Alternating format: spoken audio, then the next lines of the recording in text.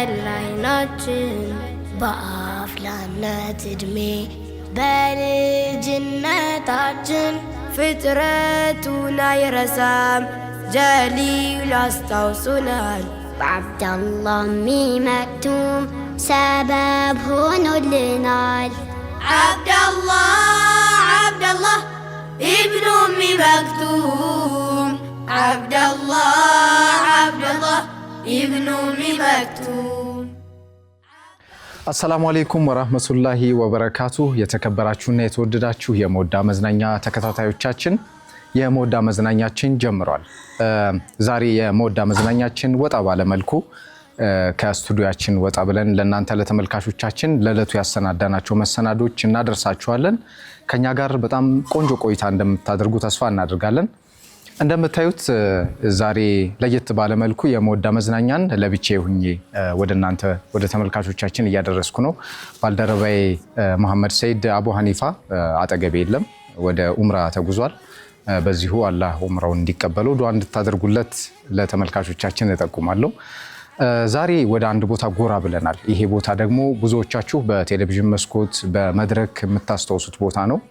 ግን በተደጋጋሚ መጎብኘት መታየት ያለበት ቦታ ስለሆነ እሁዳችንን ለምን እዛ ሄደን አናሳልፍም ብለን ወደ አብደላህ ኢብኑ ኡሚ መክቱም ተጉዘን ከነሱ ጋር ቆንጆ ጊዜ ልናሳልፍ አብረናቸው ልንሆን ግቢያቸው ተገኝተናል በተለያየ አጋጣሚ የአብደላህ ኢብኑ ኡሚ መክቱምን ተቋሙን ታውቁታላችሁ ተማሪዎቹ በምን አይነት ስርዓት ነው ቂራታቸውን ትምርታቸውን የሚከታተሉት የሚለውን ዛሬ ከኛ ጋር ቆይታ ስታደርጉ የምትከታተሉ ይሆናል ተመልካቾቻችን ምናልባት እንዲህ አይነት ተቋሞች በተደጋጋሚ መጎብኘት ያለባቸው መታየት ያለባቸው ለእናንተ ለተመልካቾቻችንም እንዲሁ በረፍት ጊዜያችሁ እንደዚህ አይነት ቦታዎች እየመጣችሁ እንድትጎበኙ ልጆቹን እንድታዩ ምናልባት የተለየ ስሜት የሚፈጥር ቦታም ስለሆነ መታችሁ እንድትጎበኙ በዚሁ አጋጣሚ ጋብዛችኋለሁ እሁድ ከሰዓታችሁ ከሞዳ መዝናኛ ጋር በጣም ደማቅ እንደሚሆን ቆንጆ እንደሚሆን ተስፋ አደርጋለሁ በድጋሚ አብራችሁን እንድትቆዩ ጋበዝኳችሁ መልካም ቆይታ መልካም ሞዳ ይሁንላችሁ عبدالله ابن أم مكتوم عبدالله ابن أم مكتوم هيا على الصلاة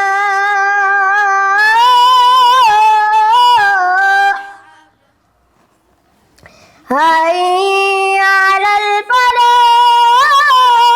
الفلاح هيا على الفلاح الله أكبر الله أكبر لا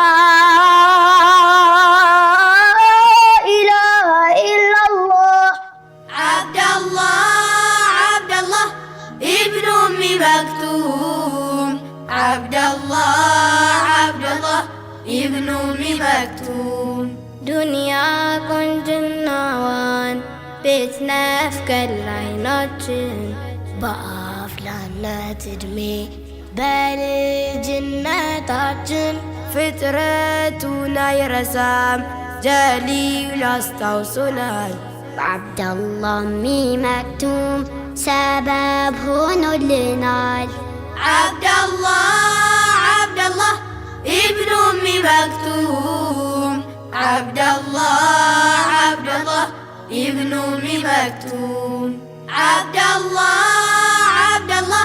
ابن أم مكتوم عبدالله ابن أم مكتوم بقد سيا وقيا سيكتم طلعت لنفسه سايساسا مرتو في دانت عبدالله أمي مكتوم بجغننت كومو بانديران دا يزاو دينو ناس قدمو زارين جغنو چالون تاريخ ياستاوساچو كالله بيهونم من دانا جزاچو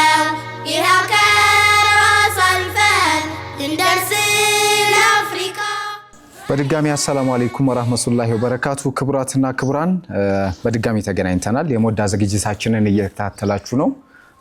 ያው ቅድም እንደነገርናችሁ ዛሬ ወጣ ብለን ሽርሽርም ጉብኝትም ብለን ይዘነዋል። ዘመድ ጥየቃም ብለነዋል።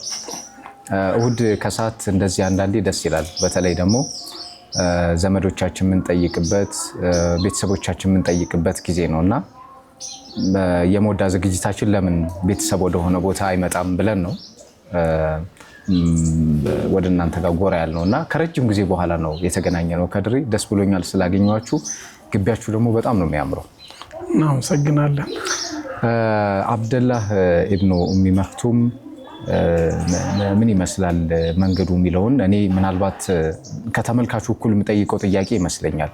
ብዙ መድረኮች ላይ እንዲሁም ደግሞ ይሄኛው ቤት እንደመጣችሁ መጥቼ አልጎበኘሁም። ከዚህ ቀደም 6 ኪሎ እያለ ይመስለኛል። ከኢትዮጵያ ውጭ ነበርክ? እዚሁ ነበርኩኝ፣ ግን በተለያዩ አጋጣሚዎች መምጣት አልቻልኩም፣ መዘየር አልቻልኩም። እንደውም ይሄን ሰበብ አድርጌ መምጣቴ በጣም ደስ ብሎኛል። እና ሰው በሆኑ አጋጣሚዎች ስለ እንደዚህ አይነት ተቋም በደንብ ዲቴል አያውቅም። በሆኑ የፕሮግራም አጋጣሚዎች በሆኑ መድረኮች ነው ስለ አንድ ተቋም ዲቴል የምታውቀው። የሆነ አጋጣሚ ይፈልጋል ብዬ አስባለሁ። ምናልባት ይህ አጋጣሚ አብደላህን የማያውቁ ሰዎች በደንብ እንዲያውቁ የምናደርግበት ዝግጅት ቢሆን ደስ ይለኛል። እስኪ ምን ይመስላል መንገዳችሁ እስካሁን ድረስ እዚህ ግቢ እስክትመጡ ድረስ የመጣችሁት መንገድ ምን ይመስላል? ከዚህ ቀደም ይመስለኛል የህትመቱን በተመለከተ ስለሱ አውርተን ነበር የተገናኘ ነው እና በጣም ብዙ ስትራግል አልፋችሁ እዚህ ግቢ እንደመጣችሁ ተስፋ አድርጋለሁ።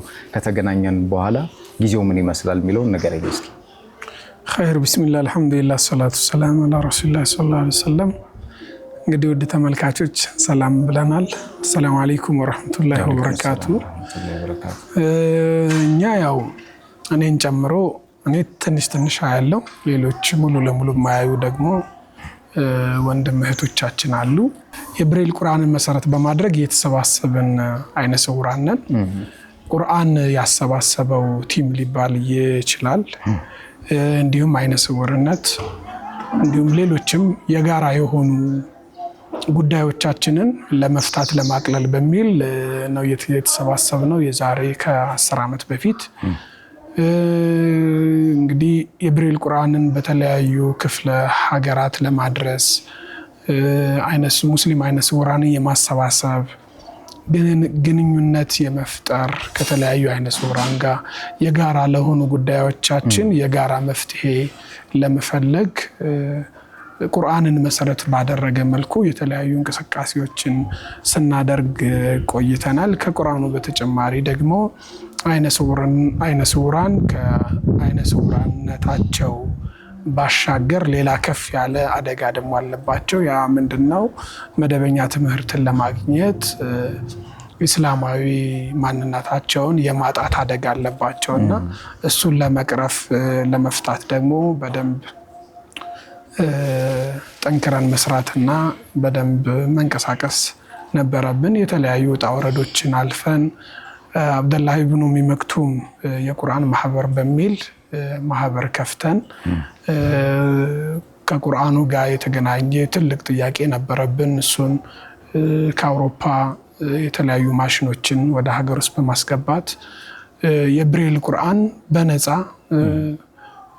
ስልጠናውንም ቂራአቱንም አይነ ስውራን እንደዚሁም ኪታቡንም በነፃ ማግኘት የሚችሉበትን መንገድ ፈጥረናል። ከየትኛውም የሀገራችን ክልል አንድ አይነ ስውር የብሬል ቁርአን ፈልጎ የለም ወይም ጠብቅ የሚባልበት ጊዜ አሁን ታሪክ ሆኗል። ይሄ ደግሞ ያው ሙስሊሙ ማህበረሰብ ከጎናችን ቆሞ ስላገዘን ስላበረታን ነው። ከዛ ባሻገር ደግሞ ህፃናት በአይናቸው ምክንያት ብዙ በጎ ነገሮችን ያጣሉ።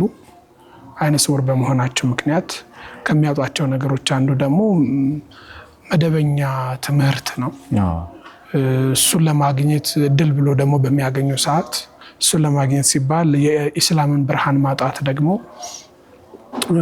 የተለመደበትና ባህል የሆነበት ጊዜ ነበረ።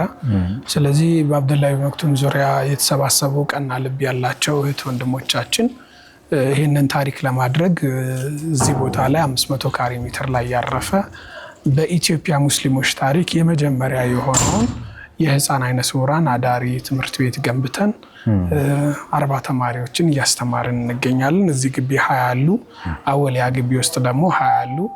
አልহামዱሊላህ ይሄን ይመስላል እንግዲህ አጠር ሲል أعوذ بالله من الشيطان الرجيم أعوذ بالله من الشيطان الرجيم بسم الله الرحمن الرحيم بسم الله الرحمن الرحيم ويل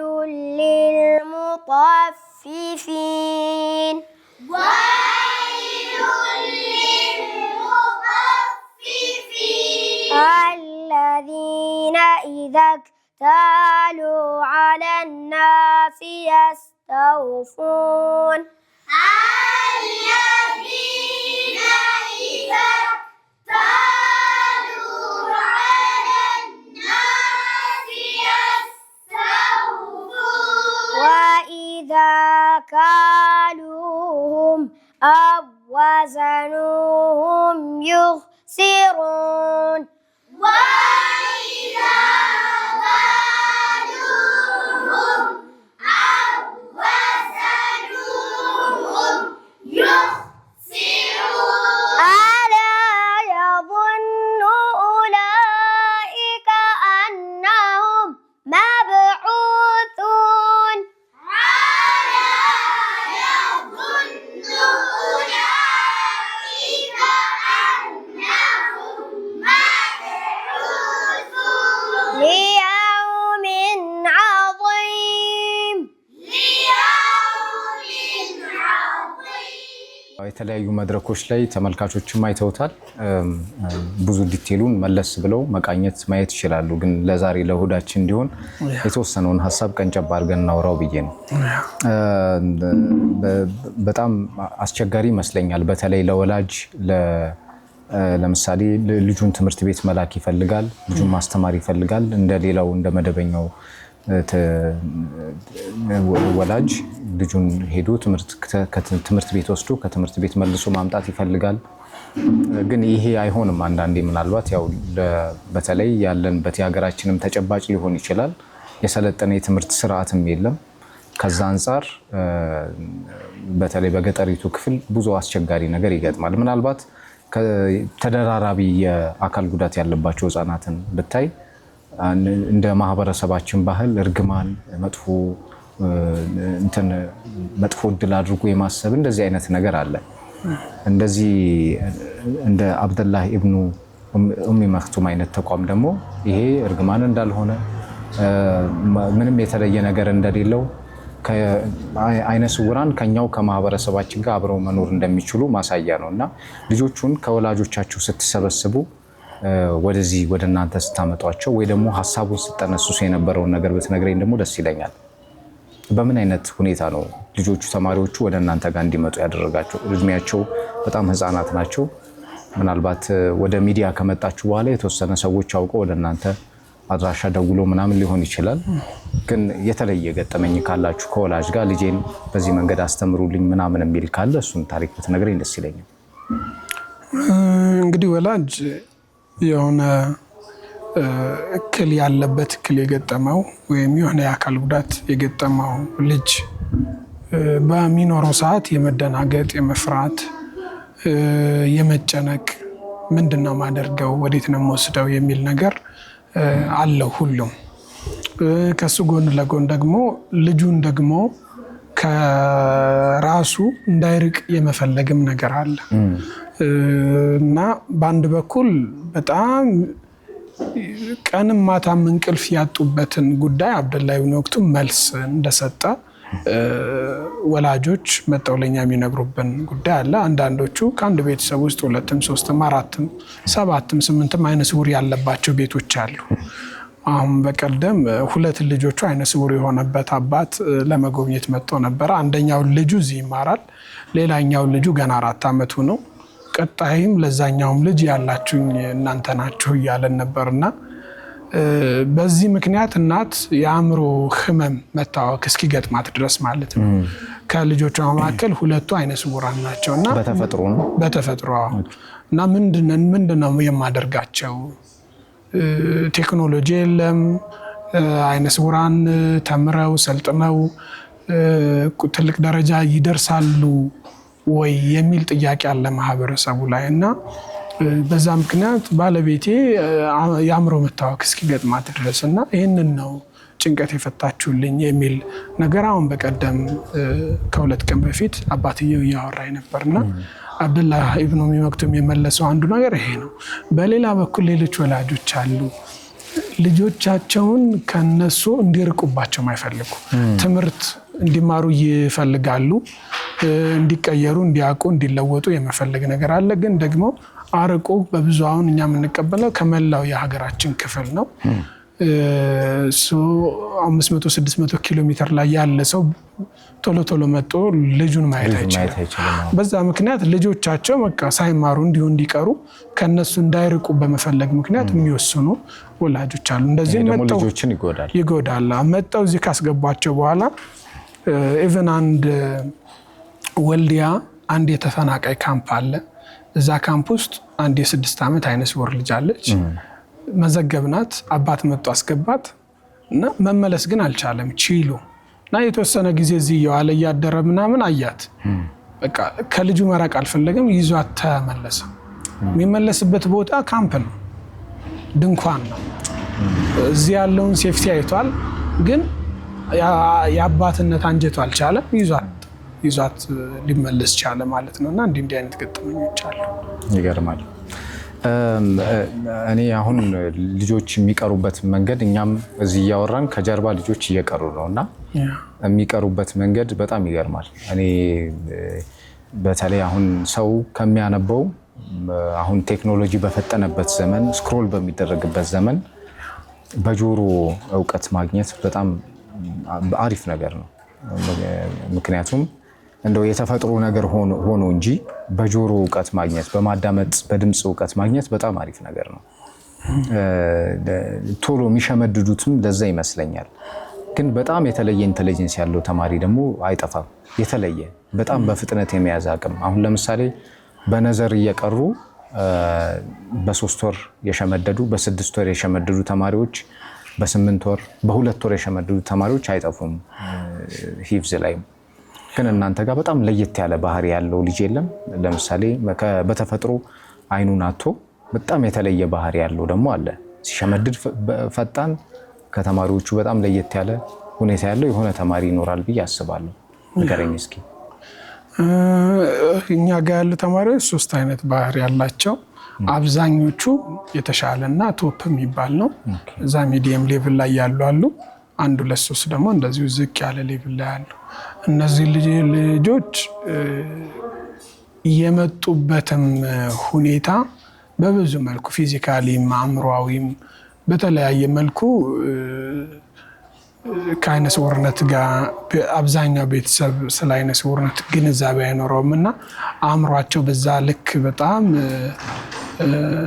ከፍተኛ የሚባል እንደዛ አይነት ነገር የለም እኛ ጋር እስካሁን አልገጠመንም።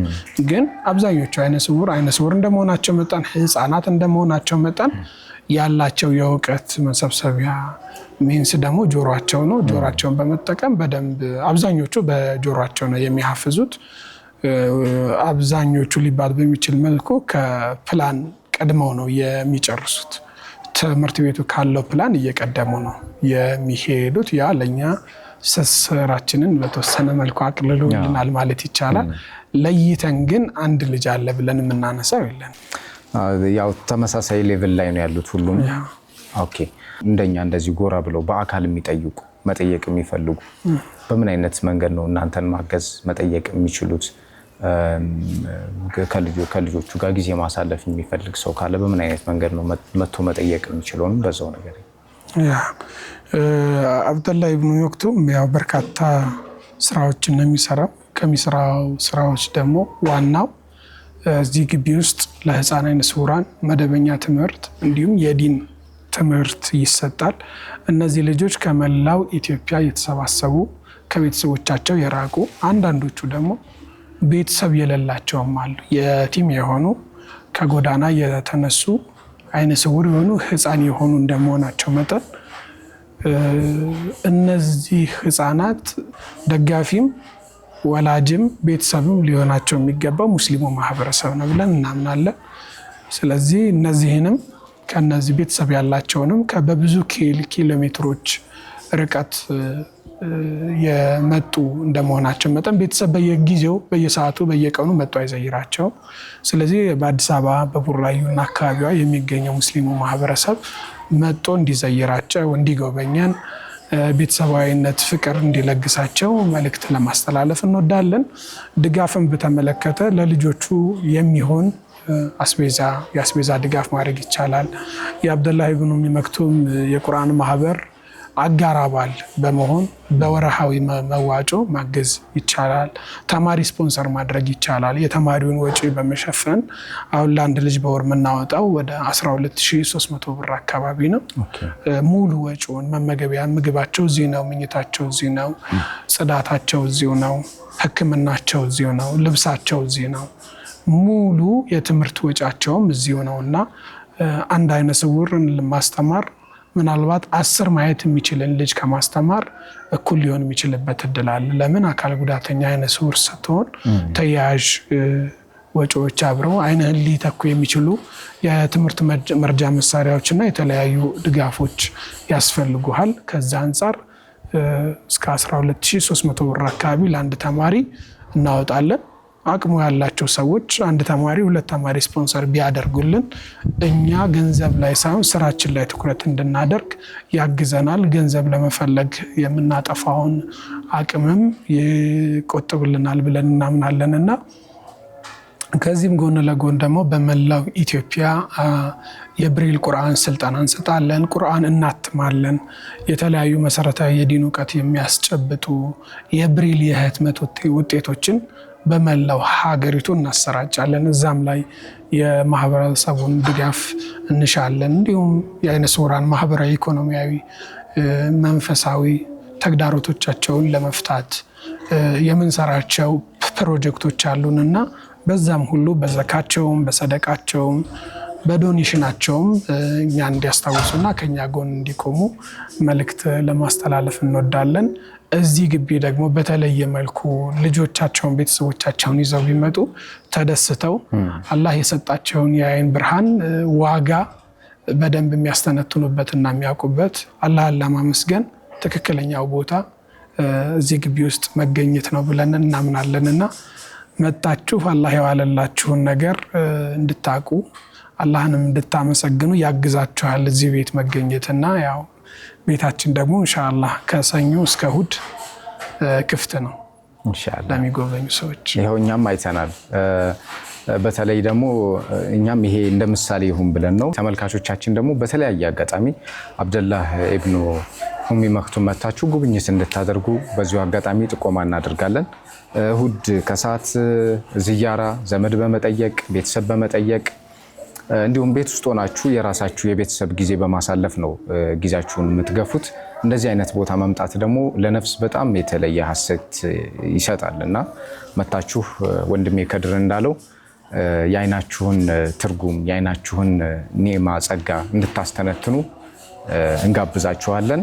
በድጋሚ ለማስታወስ ያህል በቲክቶክ በፌስቡክ እንዲሁም እነሱ በሚገኙባቸው የማህበራዊ ሚዲያ አማራጮች ፎሎ እንድታደርጓቸው ስራዎቻቸውን እንድትከታተሉ እናንተም መልቀቃችሁን በድጋሚ ላስታውስ ስራዎቻቸውን እንድትከታተሉ እንጠቁማችኋለን። ተመልካቾቻችን ሌሎች የመወዳ ዝግጅቶች ይቀጥላሉ። አብራችሁን እንድትቆዩ በድጋሚ ጋብዛለሁ።